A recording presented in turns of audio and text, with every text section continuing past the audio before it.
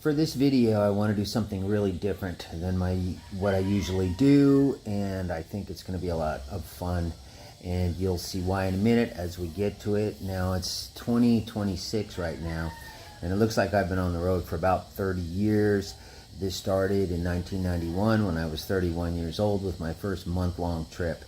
Just the first time I went to Sturgis, and after that I would leave in the summers and stay gone all summer and come back to San Diego to my little trailer some of you may know about who've watched my video, my story. I think it's the first one to come up on YouTube, whatever, I'm not sure how that shit works. And then it was either in the spring of 95 or 96, in all honesty I don't remember exactly, that I took off to see if I could stay gone for a year, and I came back a year later and liquidated everything I owned that wouldn't fit on the motorcycle. And I've been on the road ever since. Now ultimately I ended up doing work for different magazines. I had stuff in Easy Rider magazine. They printed me mostly in Biker magazine, which was one of Easy Rider's magazines. They had 5 magazines at the time. They had me in VQ once or twice. More recently, I had a column in Cycle Source for 3 years, monthly column, and a few other little magazines here and there about Gypsy road life and travel and all that. But you know, this was before video, and what magazines use is pictures. So I had to take pictures, and that's all I have from those times. Now back then, I was a young man, full of piss and vinegar. I had this desperate desire to chase any unusual or interesting or far out situation that came along, and also I had, of course, a heavy interest in the women, as most young men do. So for this video we're going to go through some of those earlier times and just an overview. I have in Arkansas at a friend's house a couple of boxes of pictures and like 3 boxes of undeveloped film, because I would only develop the film that I was going to use for magazine stories. And when I look through those pictures, I just find it unbelievable that so much happened in such a short amount of time. And I could make many videos or tell many stories about those things, I guess. But for this one, I'm just going to do a general overview, and we'll see what you guys think. Now, some of the pictures on this, which are not, there's nothing shocking or anything at all. They're actually very nice. But some of them are going to have to be blacked out because YouTube censors everybody. I want to let you guys know that everything that I have up here is also up on these other uncensored free speech video channels. The first one even has everything that I had up on my old YouTube channel before they took it down, because these guys never took it down. So it's all the same stuff, and you can find me there. Now both of these have apps that you can get, but you don't need an app for any of this stuff. You can just take what you see, type it into your search bar in your Google or whatever, and hit it, and it'll take you there. You can do the same thing with YouTube. And they have a search at the top, just like YouTube, and put in my name, and you'll find all my stuff there. No commercials.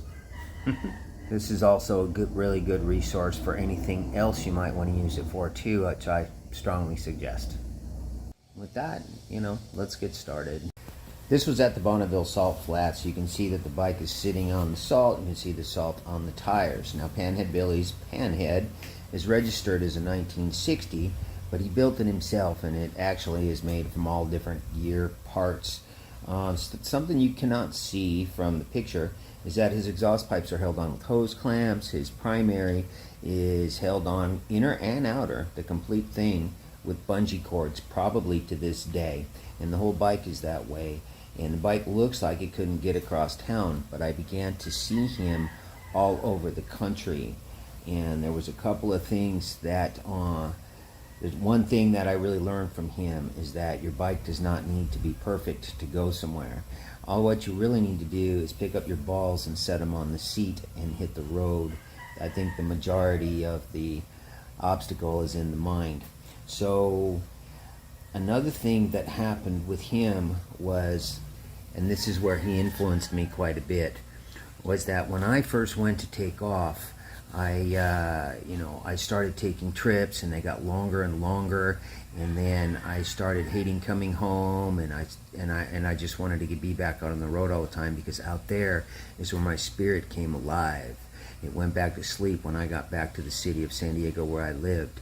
So I began looking for a way to stay out permanently, and I didn't want to live a life that was, hardship life of sleeping on picnic tables in a park. I was looking to try to engineer a way that would work as a long-term lifestyle that was comfortable enough to work for years. And but one of the things that happened was I began to doubt my sanity. Here I was. I had an ambition that nobody I knew had. I didn't know if it could be done. I had no role models to follow. I didn't know anybody who'd come before me. So I run into Billy at a rally in Colorado, and then I run into him again in New Mexico, and I began to run into him all over the country. And he never doubted his sanity. It was perfectly normal to him, and he made it okay for me to be doing what I'm doing. This is also at Bonneville at the same time. Now Michelle there on the left, she lived on her bike for I think 6 or 8 years. I could do a lot of stories about her because we did a lot of traveling together. This is at the end of the parking lot. Somebody obviously parked his truck there and left some chairs out, and we were using them. I don't remember the whole scenario of what happened there. So sometime a bit later, out of New Hampshire, after the Laconia rally, both Billy and I were there, and we were both going west from there, and he invited me to ride with him. And I thought to myself, this is a great opportunity, right? I'm trying to learn everything I can from anybody I can. And so I decided, well, I'm going to go with him. I'm going to go at his speed. He's riding this old Pan. We ain't going to be going too fast. I'm going to do what he does, keep my mouth shut, and just go along for the ride. So we took off. Now, he rode slow, and he rode back roads. We stopped to see the sights. He took me to the capital of Vermont because it was a really cool place. And now we've got to cross Lake Champlain, and I want to tell you something, you guys, and you'll see in a minute. This guy changed the way I travel forever. We'll get to that in a minute. So as we're heading up to Lake Champlain, it begins to rain, and he pulls into a gas station, and he pulls underneath the awning, and he goes in and gets a cup of coffee and a newspaper. He liked the newspapers, right? And he sits down, starts reading his paper. Now it's raining, and it's the afternoon, and I'm wondering where we're going to sleep. Finally, I gets out a raincoat, and I take off looking for a spot to sleep, and I don't find one. And I come back, and he's still sitting there dry while I'm dripping wet. And he looks at me, and he says, we have to cross Lake Champlain on this ferry boat up here. I was going to get on this ferry that costs $4 and takes, I think it was 15 minutes, something like that, to get across. He said, but I've been looking at this pamphlet, and there's another ferry that costs $5, but will keep us on the water for closer to an hour. He said, what do you think? You want to take that one? And I looked at him, and I thought, I've been wasting my time. He was just sitting there relaxed, right? And we sat there for 4 hours until that rain stopped. He says he's a fair weather rider. He's got no fenders, moving the rain. And after 4 hours, the rain stopped, and we went to a drive-in, $1.50 movie theater, which I found, watched a movie, slept outside that night near the theater, and got on the ship the next day. Now, I have not had a raincoat since then. Although you can't see it in this picture, my right handlebar is actually broken off the motorcycle at the bottom under the fairing. It's held up with a bungee cord and a coat hanger tying it up to the fairing. I had to steer with the left and brake and gas with the right. I ended up fixing it up in Canada later. When we finally got off the ship into upstate New York, he was going south to work at another rally. He's actually who I learned to work at rallies from, and I was going north into Canada. I have some of that later on, but I think that story's jumbled up in here. We'll get to it. But so once we split off, I had the choice, could I go back to riding the way I used to, the high mileage days and hauling ass from place to place? And what had happened was I had enjoyed that ride with him so much that I simply couldn't do it. And I've never hauled ass from place to place unless I had to for some reason since that day. This is just in Palm Springs. There's a spot out there that he found. I never could find a good spot out there. And I've used it many times, stayed there for months. A lot of times we'd spend winters in that part of the country. Palm Springs and Yuma are actually the warmest parts of California in the winter. And I spent a lot of time with him there. Here we are just watching this. I'm watching the sun come down the mountain getting ready to hit us. This is just at a rally somewhere. He's doing some kind of work to the old bike. That's actually in Wyoming. We ran into each other by accident there, somewhere just outside of Yellowstone, and we sat in a coffee shop talking. I was going one way, he was going the other. Some guy there invited us to camp behind his house, which we did. Obviously it must have rained because you see the tarp over my bike. I wouldn't bother with it unless it rained. You know, in the morning I went around the front of this house and there was a buffalo on the lawn. I shot pictures of that, but I don't know where it is. This is somewhere else in Wyoming. We're just waking up. I don't remember all of what happened.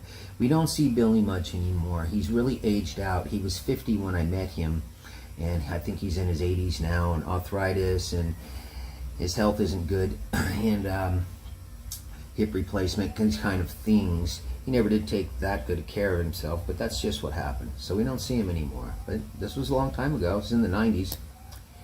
Now, most of you guys have never heard of or seen Adrienne here. We went out for 8 years together, and I'll tell you something interesting about her. She lived outside of LA, just into the mountains, and she began to want to take trips with me, and she started taking trips, but she didn't have a whole lot of time because she had to get back to work.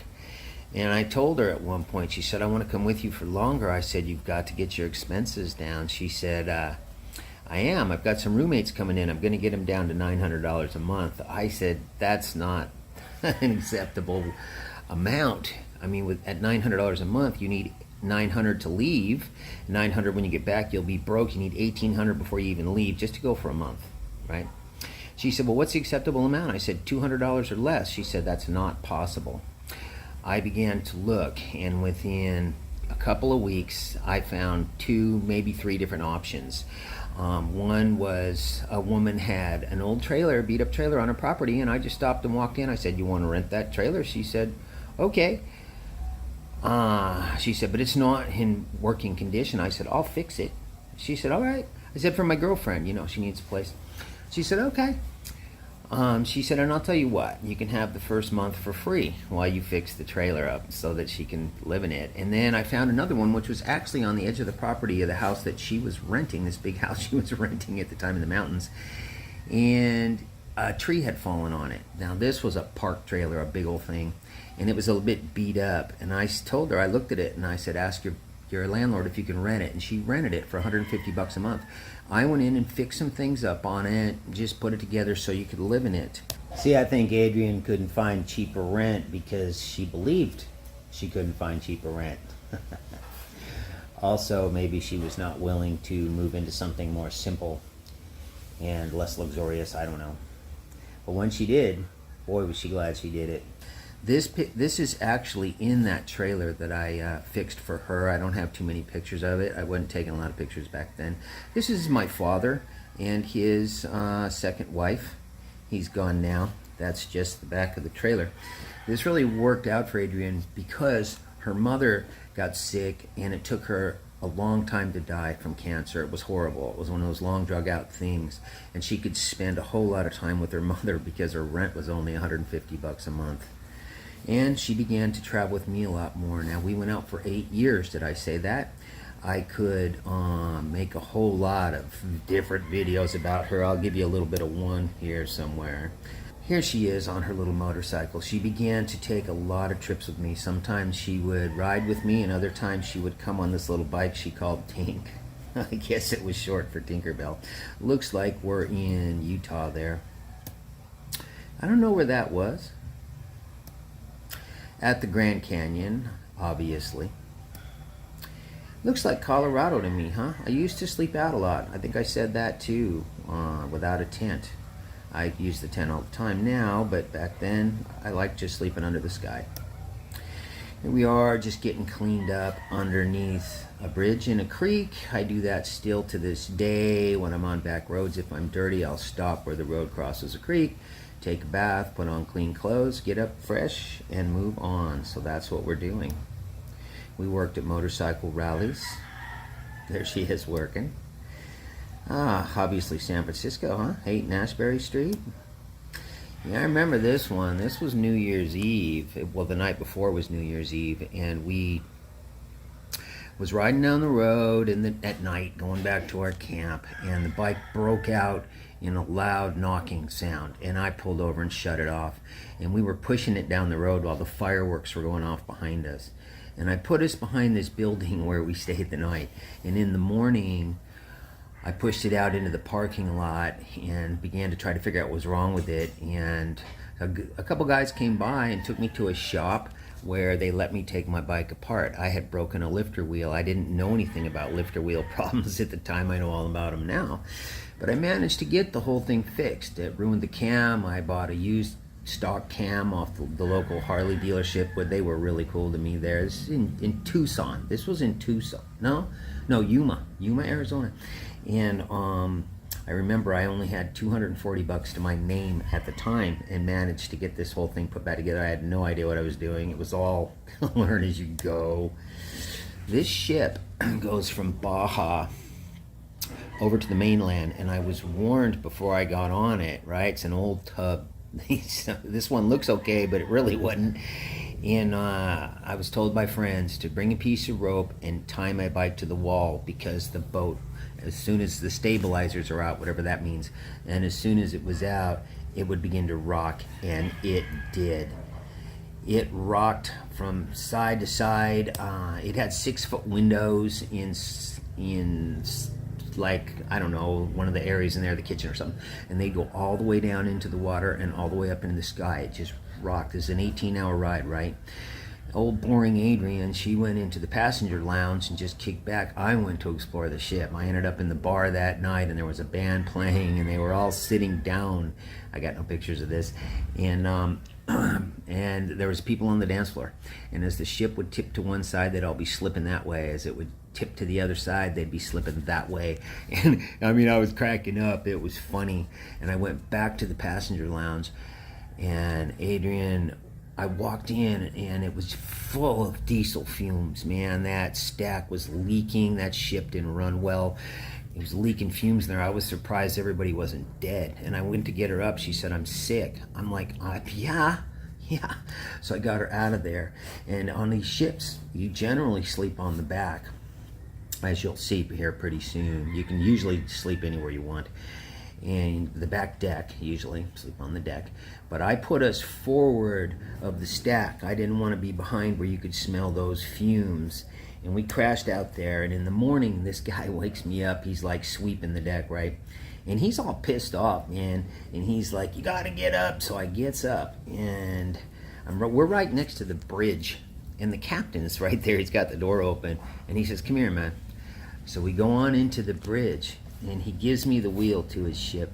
He lets me steer his ship while we're shooting pictures. And then, this is long before cell phones, he gave us his phone to mess with. I'm sorry for you guys that I had to black this stuff out, because this is a beautiful picture. And this was after the Myrtle Beach rally in South Carolina, and I had learned to work rallies. And Adrienne was flying in to travel with me for a month, and I drug an old bed somebody had dumped into the forest. It's like a double wide, right? And I threw my tarp over it and put my blankets on top of it, and we stayed there for a couple days before we left. At one point, I began to want to go to Alaska. Reason being, because when I got really far north, the sun stayed up longer, and I was curious to see what it was like to not have the sun really go down.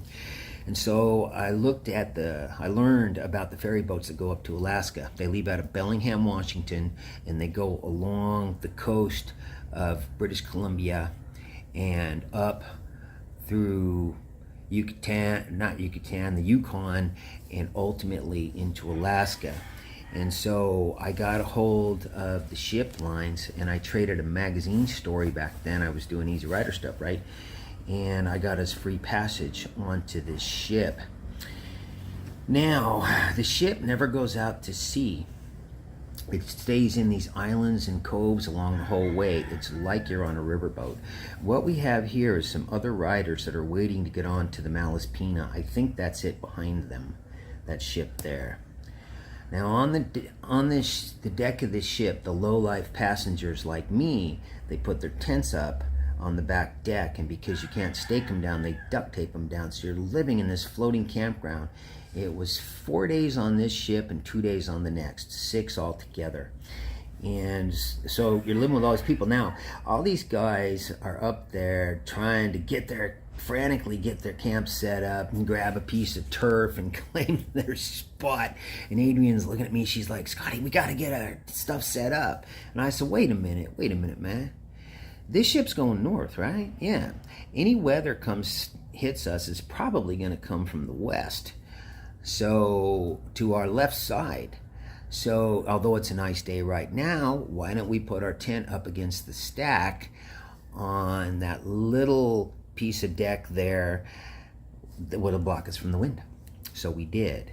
So that same night, the wind came in and just beat the camp to pieces. Some of the tents got broken. Some of those guys took to sleeping in the lounge. Our place was fine. We slept all night. After that, one of the girls came in. Was a nurse, a traveling nurse. She was going to Alaska to work. She put her tent up next to ours. I don't have any pictures of it. But these are some of the people we met. The nurse is actually the girl on your left right there, and I don't remember who those other two characters are. Just traveling on the ship. Now, Adrienne knows I'm a gearhead, and she talked to the crew chief, and she got me a tour. This was in 2002, right? Now, this is one of the engines in the Malaspina. It's a V12. There's 2 of them. There's another one right next to it. The thing holds between 700 and 800 gallons of oil and uses about 60 gallons of diesel to the mile, which the crew chief told me is better mileage than my motorcycle gets for the weight. So you had to wear something over your ears in there. The racket from those motors was so loud. I learned some really interesting stuff about them engines, them big huge engines that I won't get into now because, well, it's gearhead stuff. It was so loud that it would hurt your ears. You could not be in there without them things on your ears. Just in Valdez, hanging with some of the local Indians, right? Here we are in Alaska. And I could do a whole story on this one. There was so much more that happened. Adrienne couldn't stay with me the whole time in Alaska. She had to fly home. But I stayed for 6 weeks.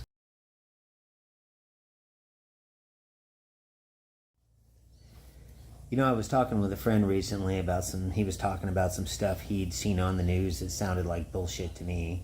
And when I suggested that he goes over to the free speech channels where our own countrymen are not being silenced and see if he can find anything else on that subject there, he said, oh, that's where the conspiracy theories are. Maybe that's why so few people want to go there. I don't know. So I said to him, do you know where that term came from, man? We didn't always have it. And he didn't know. Of course, a lot of us don't know this. And I told him, I said, it was released on the public as a propaganda attempt directly after the JFK thing, right? In the early 60s. It was an attempt to make the masses believe that their critical thinkers were tinfoil hat idiots. Don't listen to them, listen to us, right? Now, I looked up the term conspiracy in the dictionary, and there's a bunch of different definitions. The one that really sticks in my head is, it said, 2 or more people planning in secret to do something either illegal, immoral, or both. None of those definitions said anything about a tinfoil hat idiot. And of course, a theory means you think that maybe you figured out or have an idea of what they're up to. What it really means, what that term really means, is critical thinker. And if you're thinking it means tinfoil hat guy, idiot, then you're a victim of propaganda. I've been that too. But it really The critical thinkers are the guys who go, hey, wait a minute, I'm not buying what you're saying, man. There's something else going on here. Those are the guys. Now, I was just sitting in here the other day and I was listening through the wall, and this guy was talking to this girl out there, and he said, isn't it interesting the way last year all those conspiracy theories we heard, this year they were all normal, they're all something that's come true. And I'm like, yeah, that's because the critical thinkers are the ones we really want to listen to, and they are not allowed on the mainstream stuff. In 1983, we had 40 independent news channels in the U.S. alone. Now we have 6 globalist billionaires that control all the mainstream worldwide. Everything's getting filtered through them. Believe me, I know. But we also have more free speech than ever before. It's just that the people need to go there. Now, mainstream, not that many people go over to the free speech. It's just amazing. But if you go over there and you look at the comments, what you find out is probably the vast majority of the folks over there know what's really going on, because they're not being bullshitted.